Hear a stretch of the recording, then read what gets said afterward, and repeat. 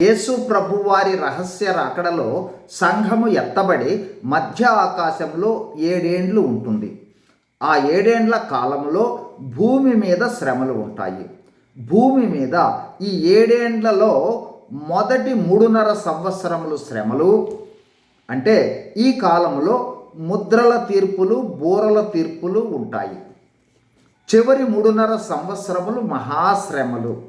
ఈ చివరి 3.5 సంవత్సరముల ప్రారంభంలో సాతానుడు, అంత్యక్రీస్తు, అబద్ధపు ప్రవక్తలు వారి వారి క్రూరత్వాన్ని చూపటం ప్రారంభిస్తారు. ప్రకటన గ్రంథము 14వ అధ్యాయము ప్రారంభంలో గొర్రెపిల్ల అయిన యేసు ప్రభువును వెంబడించు ముద్రించబడిన 1,44,000 మంది ఇశ్రాయేలీలను ప్రథమ ఫలముగా చూచాము. తరువాత మొదటి దేవదూత ఆకాశంలో ఎగురుచు నిత్య సువార్తను జనులందరికీ ప్రకటించటను చూచాము. ఆ తర్వాత రెండవ దూత మొదటి దూతను వెంబడించి మహాబబులోను కూలిపోయెను అని చెప్పుట చూచాము.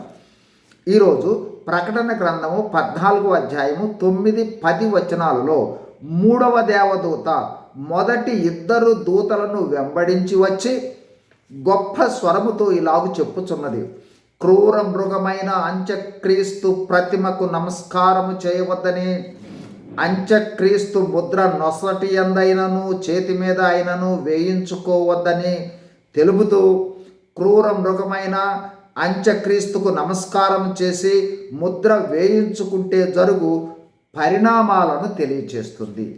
అవేమంటే, 1, దేవుని యొక్క ఉగ్రత వారి మీదకు వస్తుంది.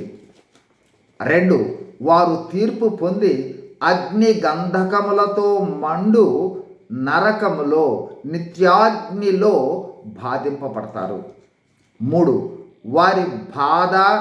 వారి బాధ సంబంధమగు పొగ యుగయుగములు లేస్తుంది.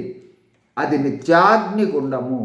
అక్కడ అగ్ని ఆరదు, పురుగు చావదు. 4, వీరికి రాత్రింబవళ్ళు నెమ్మది లేకుండా నరకములో నరక యాతన అనుభవిస్తూనే ఉంటారు. ఇది నిత్యత్వము. ఈ 3వ దూత ఈ విధంగా ప్రకటిస్తూ ఉన్నది. ఈ దూత ప్రకటించు మరికొన్ని విషయాలు తర్వాత వీడియోలో చూద్దాం. God bless you. Thank you.